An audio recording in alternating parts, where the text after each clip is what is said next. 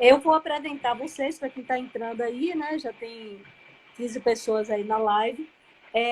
O professor Ramile Silva, ele foi meu orientando de mestrado na Universidade Estadual de Feira de Santana.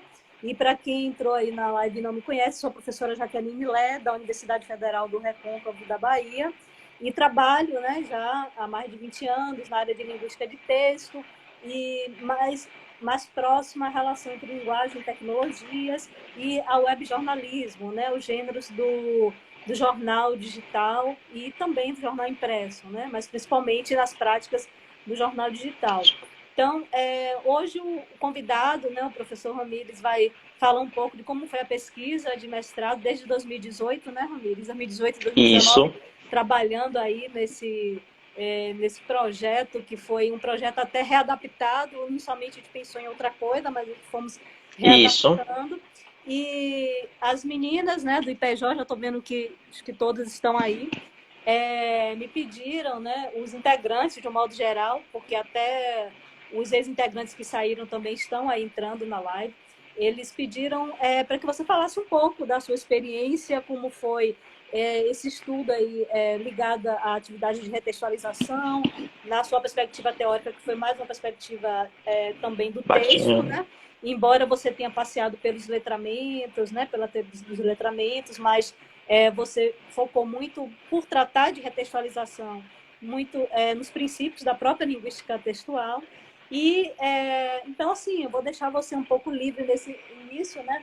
Eu fiz um roteirozinho, né? Mas a primeira parte seria para você falar do tema da sua pesquisa, do problema, e do que se trata mesmo, né? Essas atividades de retextualização, quais foram os seus objetivos. Eu vou deixar você falar aí, porque o pessoal está curioso para saber, Ramires. Certo, Pro. Obrigado pelo espaço. Agradecer a senhora, ao espaço de PJ, aos membros de PJ, que tentei participar de algumas atividades ano passado, mas foi um ano super corrido, foi o último ano do mestrado, da escrita, da pesquisa. Infelizmente não pude comparecer ao evento que ocorreu, mas agradeço pelo convite. E também de poder participar um pouco deste grupo de pesquisa liderado pela senhora em outra universidade e que passaria a fazer parte. Minha pesquisa inicialmente era voltada às relações de digitalidade, mas em uma análise sobre as competências digitais de professores. Era o objetivo inicial. No entanto, precisei rever esse objetivo e não trabalhar com os professores na análise das competências digitais dos professores, mas sim das análises de retextualização, da produção de texto dos alunos. Então, o corpo de pesquisa ele relativamente se modificou, foi modificado, ainda no início de 2018, antes da defesa do projeto final da dissertação, já aprovado no mestrado, e passei a trabalhar então a perspectiva de retextualização, que são as práticas de modificação, de transposição de um gênero textual para outro gênero textual, dependendo também das relações de modalidade de produção da língua, se digital ou não digital, se oral ou escrito. E a partir dessas relações foi que eu consegui traçar um projeto bem legal, bem bacana, com base nos princípios bakhtinianos, a partir das relações de gêneros textuais, gêneros discursivos, perdão, e Marcuski, aqui no Brasil, com relação aos gêneros textuais. Tanto que ficou até essa base, né? Eu utilizei Bakhtin com gêneros discursivos, Marcuses com gêneros de texto. Durante a dissertação eu tive que fazer uma modificação em trabalhar com gêneros textuais discursivos para atender as duas áreas do conhecimento. Mas basicamente o que me levou a querer trabalhar com a produção de texto na escola foram os meus, como eu posso dizer, a minha trilha enquanto docente, em trabalhar com a produção de texto na escola. Sim. E durante 8 anos de profissão, já trabalhando na sala de aula, percebi que muitas vezes a escrita do aluno em ambientes digitais, as práticas de produção de texto em ambientes digitais, já estamos falando um pouco de letramento, corroboram a construção da língua de maneira geral, as práticas discursivas principalmente. O aluno compreende bastante, tem muita aprendizagem, obtém muita aprendizagem a partir das práticas digitais de comunicação, e isso pode ser relacionado diretamente, pode influenciar diretamente a produção escrita de outros gêneros, obviamente. Então, basicamente, o que me motivou a produzir esse trabalho, a buscar esse trabalho, me enveredar por esses trabalhos, foram justamente as minhas inquietações pessoais enquanto docente. Então, basicamente, isso foi o que me motivou a trabalhar. E por que os atos de retextualização, as relações de retextualização? Bem, a retextualização é, no Brasil, trabalhada, teve um grande estudo publicado por Marcuski no ano de 2001, e de lá para cá, poucos estudos foram realizados nesta área. Infelizmente, em uma pesquisa que fiz anteriormente, né, poucos estudos foram publicados sobre as práticas de retextualização. Os nomes que mais eu encontrei nas pesquisas foram de Marcuski, que os estudos de retextualização no Brasil partem realmente de Marcuski, também de Maria Regina Delissola, que trabalha nessa perspectiva de retextualização e um pouco mais voltada também, aí também, na verdade, seus estudos são baseados nos estudos de Marcuski, e 2 ou 3 dissertações de universidades, dissertações de mestrado, que também trabalham na perspectiva de retextualização. No entanto, nenhuma delas, pelo que eu observei, tratava na perspectiva de retextualização de que parte, na verdade, de um gênero digital para um gênero de um outro meio, que eu escolhi trabalhar com o gênero escrito. Então, um pouco do ineditismo do meu trabalho se deu a partir disso. Trabalhar com atividades de retextualização que partem de um gênero digital amplamente utilizado pelos alunos, pelo que eu pude observar, e também pela sociedade de maneira geral, pelos falantes de maneira geral, né? Mas tinha uma atividade de escrita. Ele pensou muito, o Marcuski, em 2001, nas relações entre o oral e o escrito, né? Porque ele já vinha trabalhando há alguns anos com essa relação fala e escrita, tanto é que o nome do livro é Atividade de Retextualização da Fala para a Escrita. Mas, exatamente. Lá atrás, né, quando eu estava enquanto pesquisadora do texto, assim, que me deparei com aquele livro, eu pensei o seguinte, pô, isso aqui tem uma aplicabilidade tão grande para o pessoal que está na linguística aplicada, para o ensino de língua materna, porque é você ensinar em qualquer nível, né, do ensino de língua portuguesa, como passar, né, do oral para o escrito, né, do texto oral para o escrito, mas absorvendo, digamos assim, a partir daquelas operações, dos conhecimentos de cada modalidade. Não é você só fazer a polarização, né? Então, acho que o seu trabalho traz esse tom inédito, mas naquele momento, 2001, o ineditismo dele também de falar da fala para a escrita foi grande, é isso que eu quero dizer. Isso. E justamente Marcuski trabalha nessa perspectiva de retextualização que parte de modalidades diferentes. A modalidade de produção oral e para a modalidade de produção escrita da linguagem. Maria Regina Delissola já faz a partir de gêneros da mesma modalidade de produção, que é da escrita para a escrita. E meu trabalho basicamente pautou-se das relações da digitalidade e todas as questões de características de um texto digital para a escrita de um texto não digital, também amplamente utilizado pelos alunos em suas práticas escritas sociais, que foi a dissertação escolar, já que eu trabalhei com uma turma de terceiro ano do ensino médio de uma escola pública estadual, aqui de Feira de Santana. Então teve todo um processo metodológico para a construção dos dados, né, a coleta, entre aspas, de dados, a construção dos dados, e posteriormente as análises, que eu vou falar um pouquinho a partir de agora. Então, basicamente, me enveredei a partir disso. E também outras pesquisas, outras indagações, principalmente voltadas às práticas de letramento, também foram muito pertinentes para a construção do trabalho, em saber quais eram as práticas de produção produção textual digital dos alunos, bem como também quais eram as redes sociais e outros mecanismos de produção e que eles utilizavam nas relações da digitalidade e como isso poderia influenciar na produção escrita.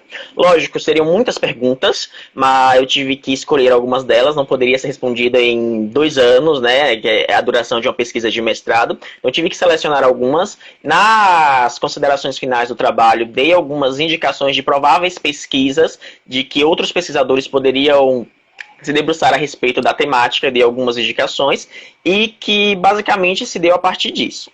Então, vou pular um pouquinho a parte metodológica, a parte mais teórica dos estudos de gênero. Para o pessoal entender assim, claramente, qual é o resumo que você faz do que é uma retextualização, só para fechar essa primeira parte. Então, pessoal, uma retextualização? Certo, toda modalidade de produção de linguagem é considerado um gênero textual para os estudos bakhtinianos. Então, tudo que nós produzimos se classifica em determinado gênero discursivo, gênero textual. E as atividades de retextualização basicamente se tratam em um processo de transposição, de modificação de um gênero para um outro gênero, obedecendo determinados critérios, como, por exemplo, critérios de relações temáticas, critérios voltados à composição estrutural do gênero, principalmente, e também as relações de estilo. Outras relações também entram nesse processo, como, por exemplo, o grau de formalidade do gênero e também quem são os leitores, ao público-alvo a quem se destina o gênero textual escolhido. Então, é necessário haver uma total adaptação de escrita de um gênero para um outro gênero para obedecer aos critérios previamente estabelecidos. Então, basicamente, as atividades de retextualização se dão dessa forma. As práticas de escrita, de transposição textual de um gênero para um outro gênero, obedecendo critérios específicos e pré-estabelecidos desses gêneros textuais discursivos. Então, isso é que se dá nas práticas. Lembrando que não há mudança de conteúdo, né, Ramires? O conteúdo Isso, o conteúdo permanece, é a única coisa que permanece. Isso, basicamente, naquela tríade bakhtiniana de que um gênero é composto, estilo, composição e conteúdo temático, o conteúdo temático é o que não modifica, deve continuar o mesmo, é o mesmo discurso, entre aspas, mas a composição estrutural, as relações de estrutura do gênero, eles vão se modificar para atender às necessidades do gênero destino, e é por isso que ocorrem os processos de retextualização, bem como também o estilo, muitas vezes, o estilo de escrita que é característico de cada um de nós, né, nós carregamos um estilo de escrita pertinente, deve haver pequenas modificações também para atender às exigências do gênero, se é um gênero mais formal, menos formal. Então, tudo isso entra nas práticas de retextualização, que é basicamente um estudo dentro da linguística textual. Uhum. Certo? E aí, agora, em relação à metodologia, né, já que você já falou qual foi o seu objeto de estudo, qual foi a metodologia utilizada, os principais procedimentos, que instrumentos você utilizou, só para o pessoal ter uma ideia mesmo de como é que foi a sua pesquisa?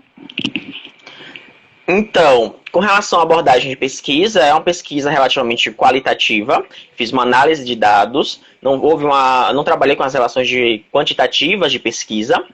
O tipo de pesquisa foi um estudo de caso mesmo. Eu fui até a sala de aula, fui até uma escola, até a sala de aula, passei por todo um processo antes, obviamente, com o Conselho de Ética e Pesquisa, porque envolvia seres humanos, envolviam adolescentes menores de idade, então precisava de todo um processo, todo um respaldo da universidade para poder coletar os dados, colher os dados, construir os dados, como o Ursula prega pra gente.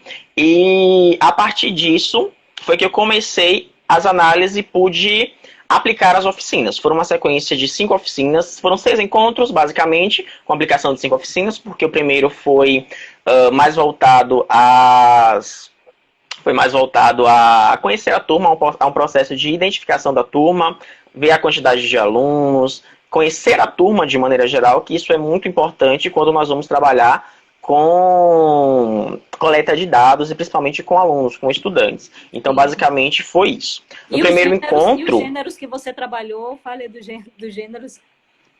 Então, como o objetivo é trabalhar a partir do processo de um gênero digital, os processos de retextualização que partem de um gênero digital para um gênero não digital, eu trabalhei com um gênero amplamente utilizado pelos alunos, que é a partir de um aplicativo também mundialmente utilizado, que é o WhatsApp, cujo gênero foram as conversas no WhatsApp, a partir de diálogos da turma, de maneira geral, havia um grupo da turma, e lancei a proposta de um tema a ser debatido ao longo no grupo, um tema que os alunos iriam debater, e a partir do debate dos alunos, das argumentações que eles utilizaram, eu analisei como se dão os processos característicos do gênero textual, conversas no WhatsApp, a partir do debate grupal na sala, e posteriormente pedi para que eles realizassem o processo de retextualização, ou seja,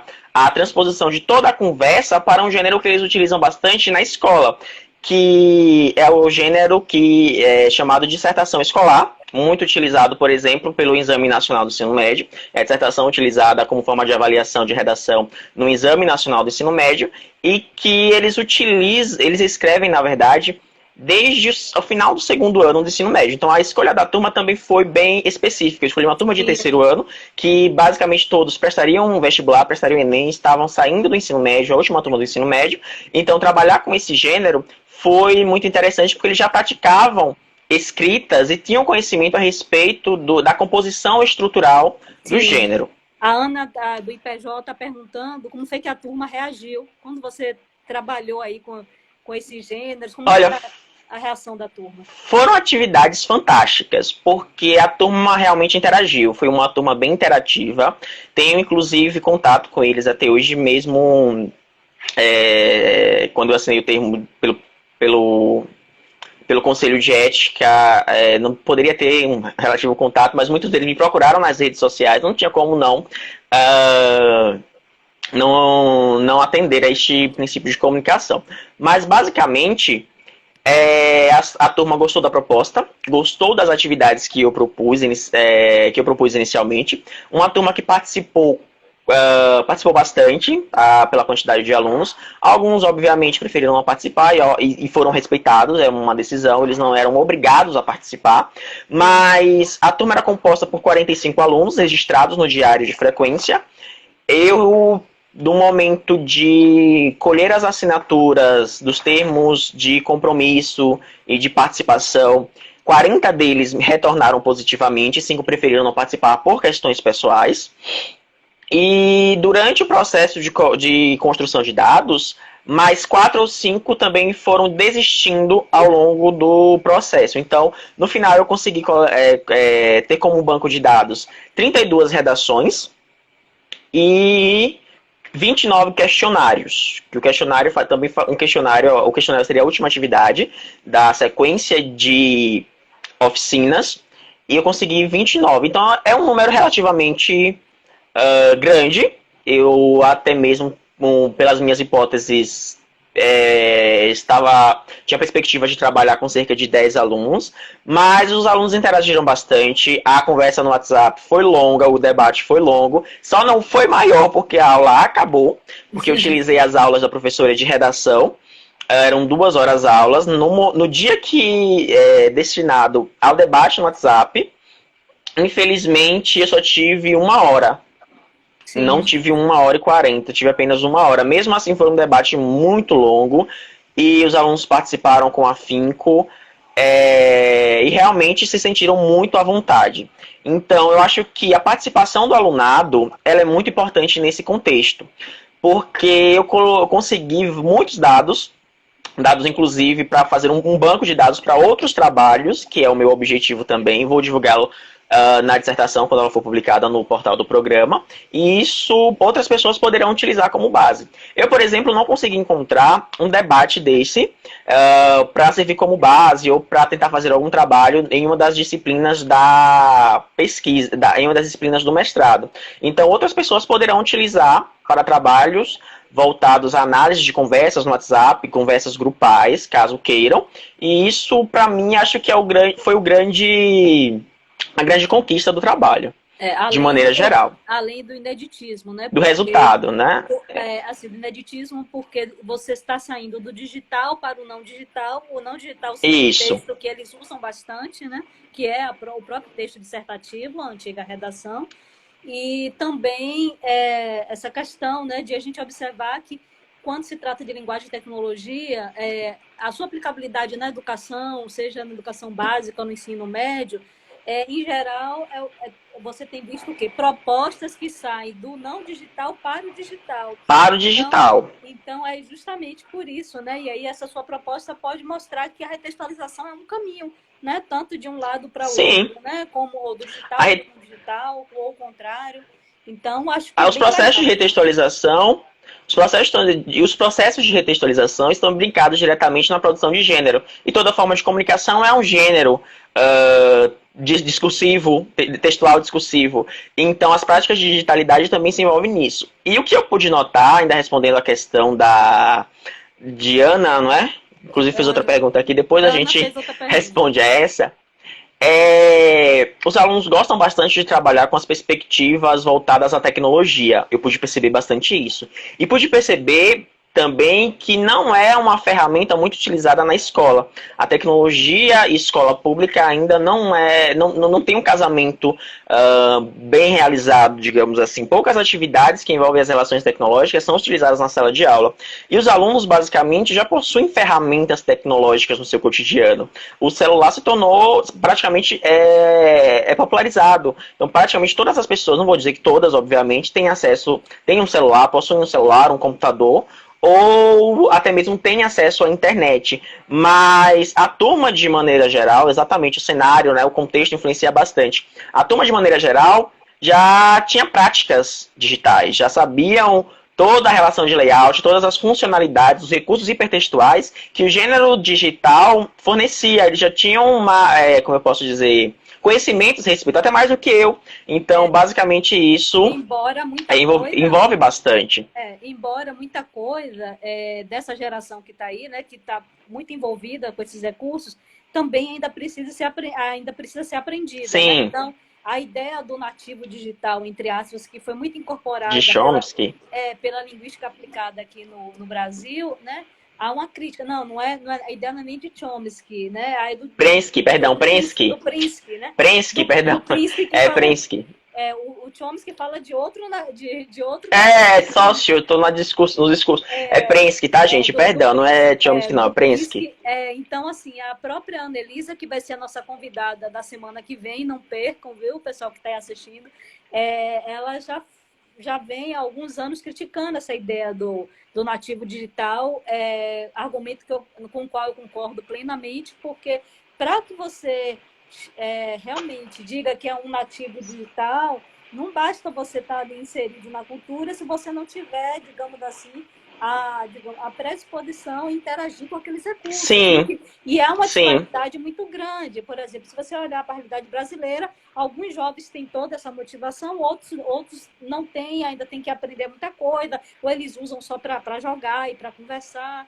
Então, assim, em termos de nativos digitais, né, a gente tem um conceito aí que é muito questionável, né? Mas a gente vai falar mais disso na próxima semana com a Annelisa, né? E quanto à sua metodologia, eu ainda queria que você só falasse um pouco, citasse os 2 instrumentos que você utilizou, né, para fazer sua análise. Que foi os 2 instrumentos de coleta. Você lembra dos 2 instrumentos? Sim. O primeiro instrumento foram justamente as atividades de retextualização, que eu tive que dividir em 3 momentos.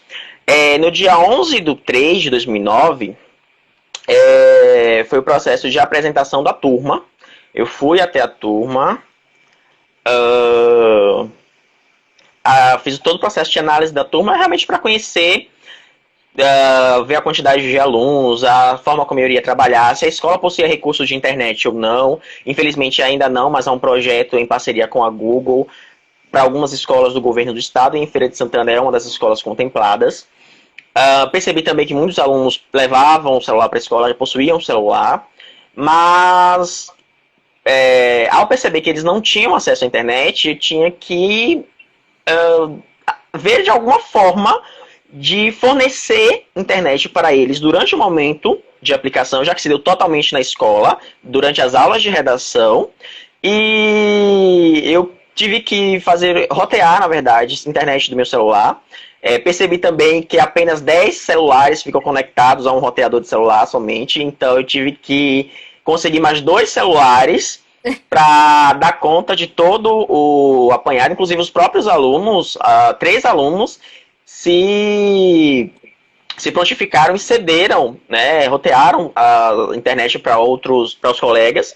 Isso foi uma prática bem bacana, porque eles não poderiam ter nenhum custo durante a pesquisa, tá? E era uma das cláusulas lá do termo de consentimento. Exatamente. Então, no dia 11 foi a apresentação de maneira geral.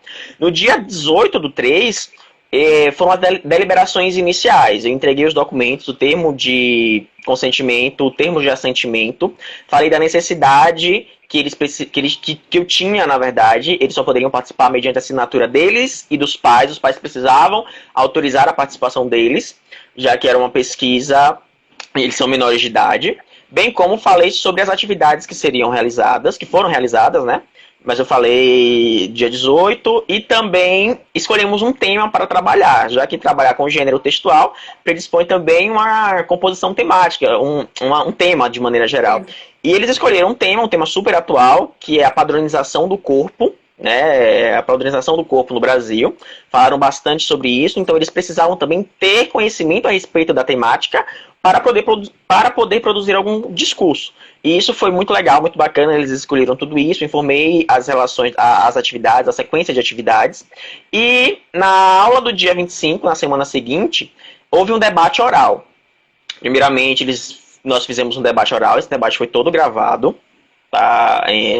Eu tenho todos os dados do debate, dia 25, fizemos um debate de 2 aulas, eles gostaram bastante, interagiram bastante. Gostei, porque é uma turma interativa. Então, quando trabalhamos com algo que eles gostam, os resultados são maiores e são melhores, realmente. Sim. E depois do debate, eu promovi o debate oral, dia 1º de abril de 2009, eu promovi um debate virtual. Levei celulares, meu celular na verdade, tomei cuidado com relação aos dados para rotear, para promover todo aquele ambiente. Houve uma participação muito grande, alguns alunos não levavam celular, mas o colega emprestou, então como é que eu teria controle sobre quem está falando o quê? Todos eles utilizaram um número. Primeiro que eles não podiam utilizar nomes. É uma atividade totalmente anônima, não pode revelar nenhuma identificação dos alunos, porque são menores de idade. Então, eles se posicionaram a partir de um número, eu consegui identificar a partir dos números. Então, 1, 2, 3, mesmo utilizando o mesmo celular, 3 pessoas utilizando o mesmo celular, eu consegui identificar cada um deles pelo número que eles colocavam antes na mensagem. Aluno 1, aluno 25, aluno 26. Enfim, isso foi muito bacana, muito legal. Foi a melhor atividade, porque para eles e para mim também foi a melhor parte, porque eles nunca fizeram uma atividade em sala de aula que utilizasse o celular ou alguma ferramenta tecnológica. Então, eles se identificaram com a atividade porque é uma prática social que eles fazem rotineiramente, cotidianamente. Então, para eles foi muito legal, foi muito interessante. Muitas vezes o celular na sala de aula é proibido. Sim. Talvez por uma questão pedagógica da escola, do professor, não permite a utilização de celular, que é uma ferramenta, que é um recurso que pode trazer muitos conhecimentos para corroborar, né, para a instalação de educação. Era e ainda é um pouco mal visto, mas com a pandemia isso está mudando, porque há uma necessidade de se ampliar, né, totalmente os recursos tecnológicos, e estamos aí em épocas de ensino remoto. Mas, enfim, aí você teve essa fase e teve o questionário, né? Aquele questionário também. Isso, o questionário foi na última parte. Foi o último encontro. Esse foi o 4º, né? Já foi o debate virtual. No 5º encontro, foi do dia 8/4 de 2019, foi a prática de produção textual. Ele veio para os alunos a conversa digital impressa, e eles retextualizaram, fizeram a prática de produção, adaptando toda a conversa, transformando toda a conversa digital em um texto dissertativo. Dissertativo, né, escolar, com todas as suas características, as características predispostas. Foi uma prática bem interessante, porque eles tiveram algumas dúvidas, obviamente, principalmente com relação à linguagem, mas muitas coisas eles aprenderam.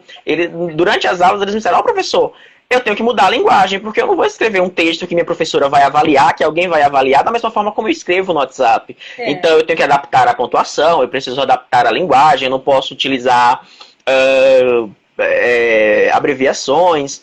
E tudo isso foi impactando diretamente no processo. Alguns deles me perguntaram, eu tive conhecimento, eu aprendi também muito com eles, sobre se eles poderiam fazer uma descrição, um processo de descrição, uma construção discursiva a partir de uma imagem, a partir de um vídeo que eles compartilharam ao longo da conversa digital, ao longo do debate virtual. Falei que sim, não há problema algum, faz parte dos mecanismos de retextualização, eu marquei isso bem na minha construção, em minha dissertação, e não vi problema algum. E no último encontro, eu coletei todos os textos, e no último encontro foi a aplicação de um questionário investigativo, que já faz parte do 2º instrumento de pesquisa. O primeiro foi todo esse processo da retextualização. Foi todo esse processo, porque eu tinha que colher além da conversa virtual, também o texto escrito a partir do gênero. Então foi o primeiro processo. O segundo processo foi a aplicação de um questionário investigativo. Fiz 7 perguntas aos alunos, envolvendo todo o processo. Por exemplo, quais gêneros textuais, gêneros digitais eles mais utilizam no cotidiano, quais os suportes que eles utilizam, basicamente computador, celular, em quais momentos eles mais utilizam gêneros digitais no seu cotidiano, e também fiz falando sobre a prática da retextualização. As 2 últimas perguntas eram voltadas à retextualização. Se era possível retextualizar um texto digital para não digital, muitos deles, todos na verdade, disseram que sim, com algumas adaptações, logicamente, para obedecer à relação estrutural do gênero. E também se eles gostaram das atividades realizadas. E basicamente as respostas foram essas, de que trabalhar com algo tão presente no dia a dia deles é muito importante até mesmo para o aprendizado, porque eles estariam trabalhando eles trabalham na sala de aula, aprendem na escola, algo que eles utilizam em seu cotidiano, algo que eles utilizam no seu dia a dia. Então, é uma prática social de escrita mesmo, uma prática social que a escola precisa trabalhar e dar mais visibilidade à questão das práticas textuais, as práticas de produção de texto digitais. Uhum. Deixa eu ver o que o pessoal está comentando aqui. A Ana está dizendo que o uso do celular em sala de aula é ainda visto pelos professores como algo desvinculado do processo de aprendizagem, né? Como se fosse Sim, também percebo isso. Ainda mas eu acho que a tendência é mudar essa visão, principalmente agora, né? Com essa realidade do ensino remoto. Sim. Ela também... Sim, vem sendo uma ferramenta que vem ajudando bastante os alunos, tanto os alunos quanto os professores. Uhum. E acho que teremos, infelizmente, né, foi preciso tudo isso para termos um divisor de águas. Vamos ver como isso vai se dar mais à frente, né, no mundo pós-pandemia. Professores que estudam linguagem e tecnologia estão dizendo, se não fez antes, vai fazer agora na marra, né? O que não foi feito antes, você vai ter que fazer obrigatoriamente, se adaptar, enfim, podia ser algo mais facilitado, né? Vamos dizer assim, se a gente já tivesse se adaptando antes da pandemia, mas é aquela coisa, ninguém faz algo se não há uma necessidade tão grande, né? Que só faz quando precisa, né? Em geral, a nossa realidade, até na prática de ensino, é essa, né? E a Manu, também do IPJ, comentando aqui que os cursos, mas falta um uso pedagógico, né? E muitas vezes é isso. Eu acho que eles mesmos ficam deslumbrados quando eles percebem que algo que é muito próximo à realidade deles pode já facilitar digamos assim, esse uso pedagógico mesmo. Isso tem uma passagem de Paulo Freire, né? Ensinar exige o respeito aos saberes do educando. Sim. Acho que faltou essa frase na minha dissertação. Eu lembrei agora, lá do tempo da graduação. E é um saber cotidiano. Eles utilizam a todo momento as práticas digitais, e que a escola precisa abraçar esse novo mecanismo, essa nova forma de conhecimento, e não ver como um vilão, mas como algo como um agente participativo na construção de conhecimento nas diversas áreas, diversas disciplinas. Dá para sim, pelo menos nas áreas da linguagem, na área da linguagem, dá para fazer muitas atividades bacanas, bem legais, com relação à utilização tecnológica. Sim. Agora, Ramírez, ainda sobre sua pesquisa, na questão da classificação dada por Marcuse, que você mencionou aí no início, que foi aquela de 2001, foi uma classificação em que ele propôs 9 operações, né, para retextualizar da fala para escrita. Aí eu gostaria que você comentasse o que você achou na sua pesquisa, se você manteve essas 9 operações ao sair do digital para o não digital, ou você fez uma adaptação. O pessoal também gostaria de saber, né, dessas questões aí, e sobre a reclassificação. Então, né? Um dos objetivos específicos da pesquisa foi justamente identificar as operações utilizadas pelos alunos durante a prática de retextualização de um gênero digital para um gênero não digital. E Marcuse construiu um quadro em seu estudo em 2001, das operações que partem do gênero da fala para a escrita. Então, eu fiz uma releitura desse quadro, basicamente uma releitura, mas tratando do digital para o não digital. Eu encontrei semelhanças, obviamente, porque fazem parte, são práticas de produção escrita, e encontrei algumas coisas que relativamente são diferentes, mas que têm uma explicação. muitas características partem ou são construídas, tá? Tanto as características de eliminação quanto de construção, a partir do meio no qual o gênero pertence. Então, isso vai influenciar bastante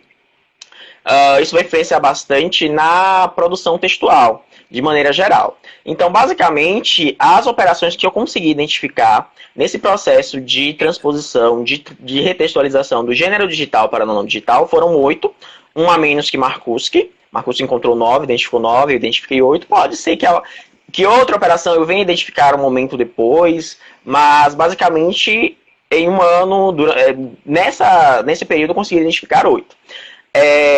Essas 8 eu subdividi em 3 partes. As 3 primeiras são as marcas de eliminação do gênero base, do gênero inicial, do gênero ao qual pertence o texto inicial, o texto base. São as marcas de eliminação mesmo das características do meio. E as 4 operações seguintes, na verdade, são voltadas às questões de transposição textual mesmo, de um gênero para o outro, que foram parecidas com as operações identificadas por Markuski. E por último, é uma operação característica do texto destino, ou seja, do gênero destino durante o processo.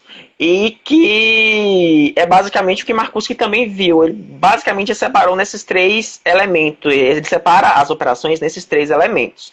E de uma denominação maior é que todas as primeiras operações elas sempre partem da eliminação das marcas do gênero base. Eu identifiquei, por exemplo, que a primeira operação seria a eliminação de marcas características de textos do meio digital. Então, marcas possíveis somente na esfera digital, no meio digital, elas são eliminadas no processo de retextualização, quando partimos, então, para o gênero escrito. A segunda operação eu achei bem bacana e eu consegui observar em contato com os alunos no momento no encontro mesmo. Quando eles me perguntaram, eu relatei anteriormente, se eles poderiam retextualizar o discurso dentro de um vídeo, o discurso dentro de uma imagem. E não há problema, se aparece nas relações textuais digitais, então há uma construção de sentido que vai perpassar também para o gênero não digital, para o gênero escrito. Então eu sinalizei como segunda operação. Essa operação aí que você transforma os recursos multimodais em um discurso, né? Quando Isso. vai passar para o texto escrito, ela é uma das mais representativas aí dessa nova retextualização que você está propondo, porque isso é bem distante do que Markuski estava vendo naquele momento, né? Lá em 2001. Aí, de fato, ele separou os tipos de operação em um grupo que seria aquelas linguístico-textuais discursivas e o outro lado que seriam operações cognitivas, né? Mas, no seu caso aí, você, além de ver esses 2 tipos de operações, que você faz também um leque de operações, né? Você classifica, você ainda teve que dar atenção ao meio em que o texto estaria sendo realizado, né? Se era digital, exatamente, digital, ao meio e ao gênero, que Markuski também viu a questão do gênero, mas o que você explicitou através de uma operação também específica, né? Exatamente. A segunda operação, então, eu intitulei de resgate discursivo de elementos multissemióticos do meio digital para a construção argumentativa, transformação de texto multimodal em texto verbal. Foi como eu sinalizei justamente esse resgate discursivo de elementos que são presentes no texto digital e que são retextualizados para o texto não digital através do discurso. Então, é um processo de resgate discursivo mesmo daqueles elementos que...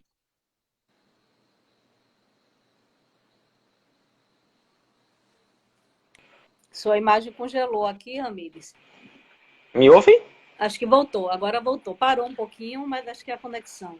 Pronto, retomando, então, a segunda operação do quadro da lança é o resgate discursivo de elementos multissemióticos que estão presentes no texto digital.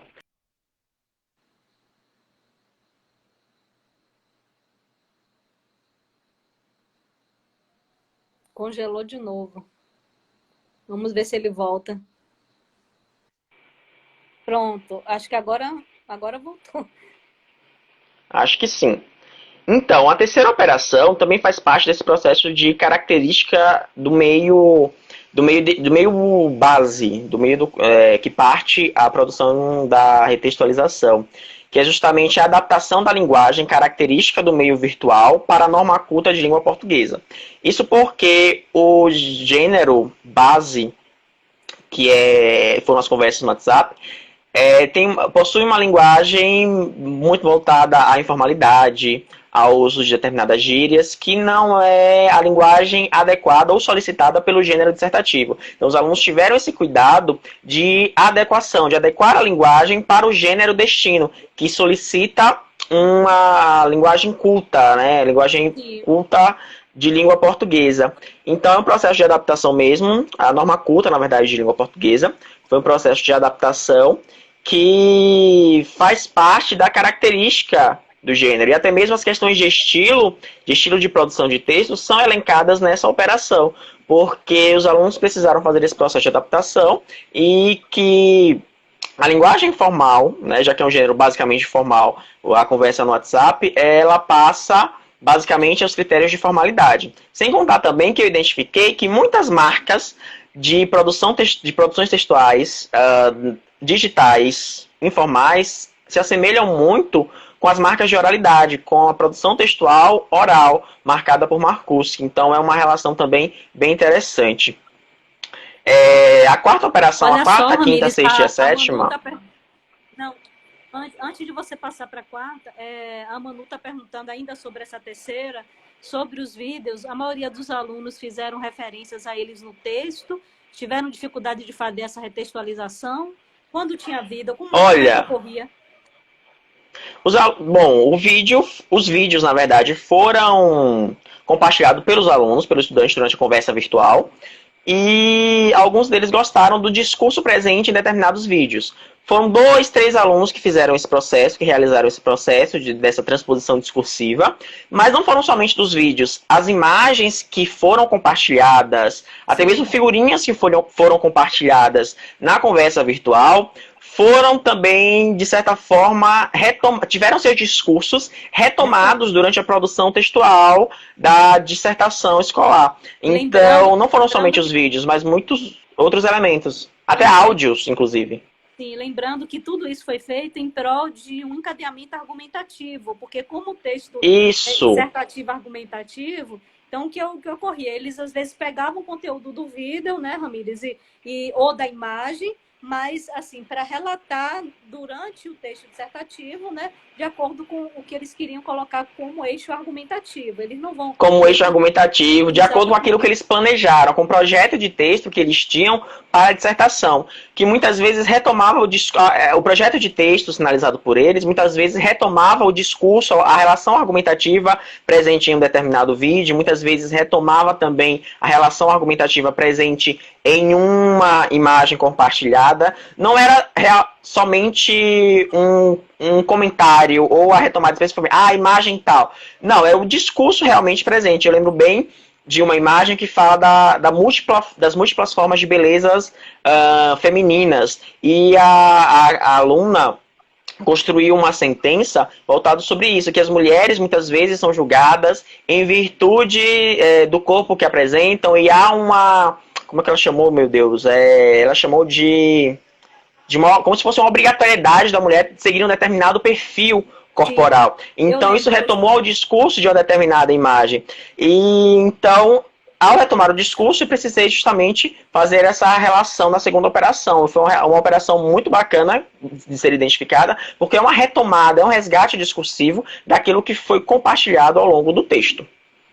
E falaram bastante sobre questões de padronização corporal, voltado principalmente à mulher negra. Foi um discurso, um debate realmente muito enriquecedor. Que bom. Eu também queria, ainda que você falasse, eu acho que o nosso tempo, acho que ainda tem uns 10 minutos ou 15, eu não sei porque... Sim. Acho que o Instagram mostra aqui quando está acabando, né? O tempo deve ter uma contagem regressiva. Normalmente mostra 10, 5 minutos. Congelou de novo a imagem. Deixa eu ver se volta.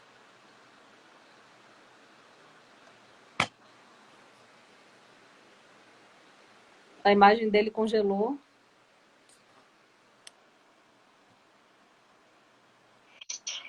E agora voltou, Ramires. Pronto. Pronto. Então, eles mostram uns 5 minutos antes, mais ou menos, quando está acabando, né? A contagem regressiva. Sim. Então a gente ainda tem um tempinho. Eu queria também que você falasse, para você, né, quais foram as implicações de sua pesquisa no ensino de língua portuguesa. Se você acha, por exemplo, que é uma atividade que dá para se aplicar na educação básica e no ensino médio, em qualquer nível, como que isso poderia ser feito. Tem alguém perguntou aqui, mais à frente, né, eu não registrei o nome, mas espero que a pessoa ainda esteja conectada. Se não foi nem do grupo, IPJ, se a gente vê isso com uma mudança de realidade, com essas práticas do meio digital, uma mudança de realidade pós-pandemia também. Então, você aproveita e responde as duas coisas ao mesmo tempo, né? Quais seriam essas Vou tentar implicações? sintetizar aqui de uma forma geral. Então, como professor, eu já fiz algumas atividades voltadas à produção textual digital em sala de aula e foram enriquecedoras. E a parte do trabalho, eu confirmei e pude compartilhar, vou poder compartilhar, na verdade, que ainda não foi publicado, com os leitores, com as pessoas que tiverem interesse, como as atividades de produção textual digital fazem parte da vida cotidiana do aluno, e quanto isso pode fazer com que eles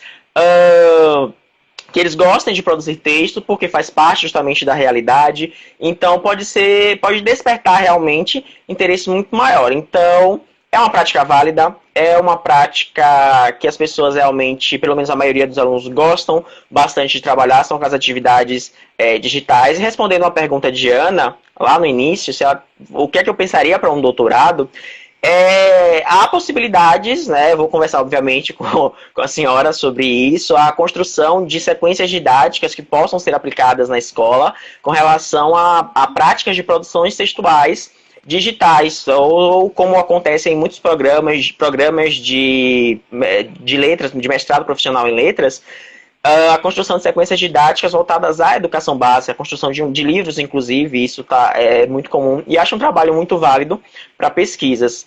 Mas isso é algo que eu ainda tenho que pensar, eu tenho que ainda publicar a dissertação, eu preciso de um tempo também para descansar, foi um ano muito corrido, a gente só sente depois que realmente finaliza todo o processo, todo o desgaste. Então, basicamente, é uma atividade válida que eu gosto muito de fazer e que deixo como sugestão para os professores, né, de língua portuguesa pensarem em atividades que não somente digitais, mas atividades de maneira geral que contemplem o cotidiano dos alunos, atividades que eles se sintam inseridos, que eles se identifiquem com relação à escola, que a escola traga atividades que os alunos possam se identificar, que eles possam trabalhar ou produzir ou, enfim, praticar em seu cotidiano, fora da escola, em sua realidade, realmente.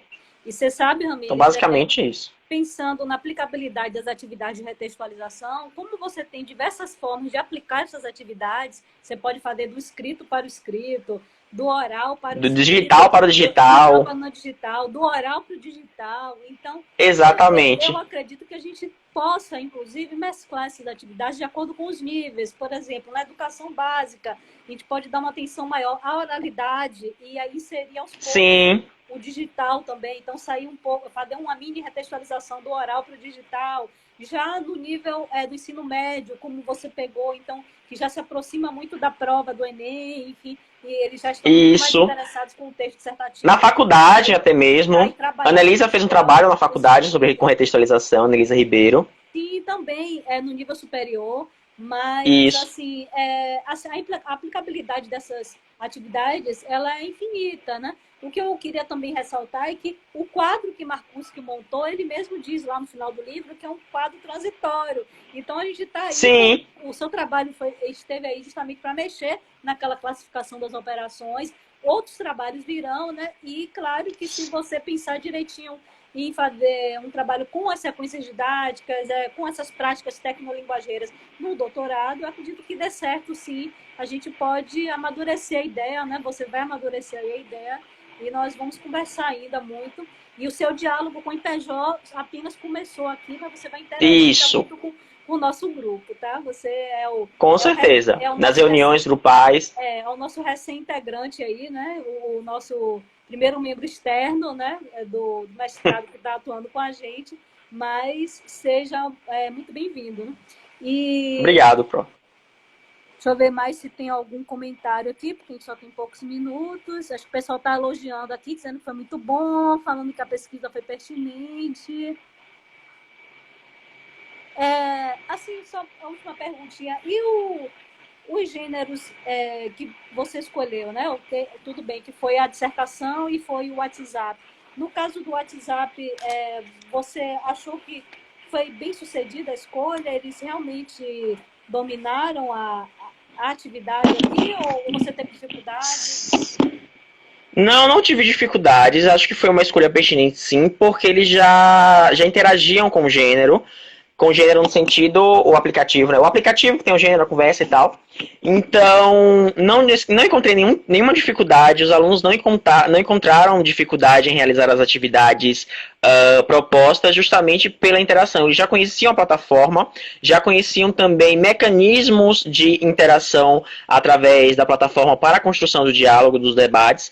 Então, é uma atividade também que pode ser muito válida, inclusive em outras disciplinas, em outras áreas do conhecimento. E sobre a retextualização, os alunos, no final, no questionário, relataram, sinalizaram que foi uma atividade importante para que eles pudessem perceber características estruturais, e muitas vezes faltava isso. Reconhecer as características estruturais, que os textos têm estruturas diferentes, obedecem a diferentes formas de estruturação, bem como o conteúdo, a adaptação da linguagem, bem como também as relações de formalidade e informalidade. Então, as práticas de produção de texto realmente amplia o conhecimento do aluno. Então, quanto mais as pessoas praticam, obviamente, mais conhecimentos a respeito, seja através de conhecimentos de competências interdiscursivas, textuais ou linguísticas, isso certamente se amplia para os alunos. Então, basicamente, foi isso. Mas, Ramires, eu estou muito feliz por ter recebido você aqui hoje, né? Muito obrigada. Obrigado, Pro. Pelo nosso bate-papo. Acho que o pessoal gostou bastante aí, o pessoal está elogiando. E se puder, participe dos encontros também, que a gente está promovendo. Sim, né, semanalmente. Com certeza. E as discussões estão lá no Zoom, né, dos encontros temáticos, e de vez em quando a gente vai ter umas lives também aqui para que vocês possam interagir com os nossos temas, tá? Um abraço. Certo. E a gente vai, abraço, Pro. E a gente vai tentar deixar a live salva. Diz que o Instagram está com problema em salvar lives ultimamente, mas eu vou tentar fazer isso aqui assim que encerrar. Vou tentar deixar essa live salva para quem quiser assistir, né, depois. E um grande abraço e vamos continuar. Abraço. Aí. Um abração. Beijo. Certo, Pro. Até mais. Beijo. Tchau, tchau, pessoal. Obrigado.